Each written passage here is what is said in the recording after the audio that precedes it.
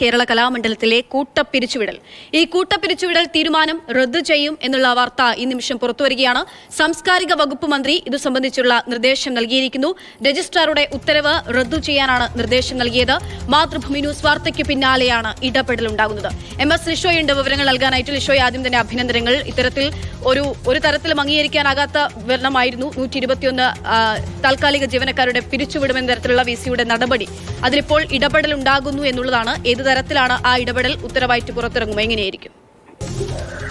അതായത് ഇന്നലെയാണ് ഇത് സംബന്ധിച്ച ഉത്തരവ് ഈ കേരള കലാമണ്ഡലത്തിൽ നിന്ന് ഇറങ്ങുന്നത്. ഈ 125ഓളം വരുന്ന, അതായത് കേരള കലാമണ്ഡലത്തിലെ എല്ലാ താൽക്കാലിക ജീവനക്കാരെയും പിരിച്ചുവിടുമെന്ന് സംബന്ധിച്ച് നമ്മൾ ഇക്കാര്യം ഇന്നലെ തന്നെ റിപ്പോർട്ട് ചെയ്യുകയും ചെയ്തു. അതേ തുടർന്ന് ഇന്ന് രാവിലെ മുതൽ തന്നെ ഇത് സംബന്ധിച്ച് വിവിധ പ്രതികരണങ്ങൾ ഉണ്ടാവുകയും ചെയ്തു, വലിയ പ്രതിഷേധം ഉണ്ടാവുകയും ചെയ്തു. ഒടുവിൽ മന്ത്രി സജി ചെറിയാൻ ഇത്തരത്തിൽ ഇപ്പോൾ നിർദ്ദേശം നൽകിയിരിക്കുകയാണ്.